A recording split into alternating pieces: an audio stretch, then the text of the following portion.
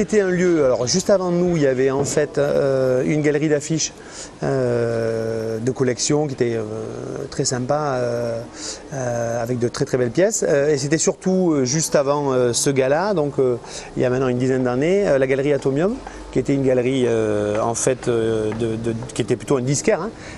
L'Atomium qui a marqué plusieurs générations même de Toulousains. On a encore aujourd'hui des gens qui viennent en nous racontant qu'ils connaissaient ce lieu il y a encore une fois une dizaine d'années. On a eu le coup de cœur pour ce volume et on a de suite vu l'espace comptoir, l'espace cuisine et ce qu'on pourrait proposer aux clients.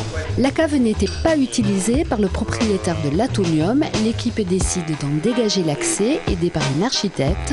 L'espace deviendra un lieu d'exposition pour des meubles de créateurs, car c'est l'originalité du lieu. Le mobilier est à la fois exposé, utilisé par les clients et proposé à la vente. C'est à la fois un espace d'expo, puisqu'il y a des expos murales en permanence, un espace galerie de mobilier, puisqu'on présente effectivement une petite demi-douzaine de créateurs toulousains et on déjeune sur des pièces qu'ils ont réalisées, qui sont des prototypes, les ventes se faisant sur commande. En tout cas, on a l'impression d'être autre chose qu'un restaurateur. On fait aussi, on n'est pas véritablement une galerie d'art, hein, mais on fait un petit métier de galeriste aussi. Le nouvel associé de Jean-Philippe, Lionel Sergue, s'est mis aux commandes des cuisines à midi, puis le soir, l'équipe a lancé un laboratoire de cuisine et un service traiteur. Pour le choix des meubles et des expos murales, Morgan Visser, créateur de mobilier, a pris la main. Il expose ses propres créations que l'on identifie facilement. Galucha, coquille d'œuf pour les références au passé et sa passion pour l'art nouveau et l'art déco, et bientôt une gamme en fibres de carbone et fibres d'aluminium. Moi je suis un homme du passé et un homme du futur, pas trop du présent.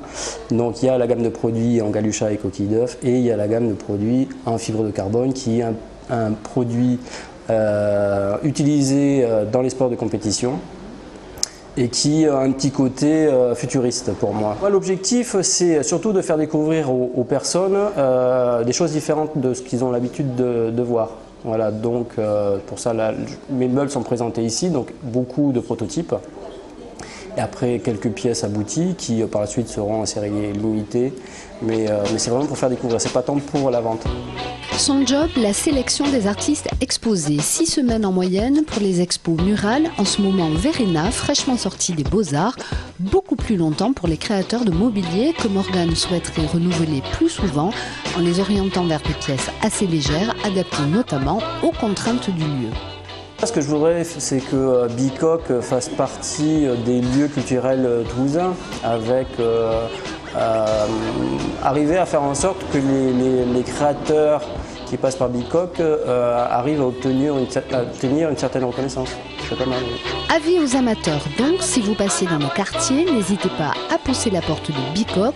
Vous y passerez, c'est sûr, un moment bien sympathique et découvrirez une part de la création contemporaine de la région.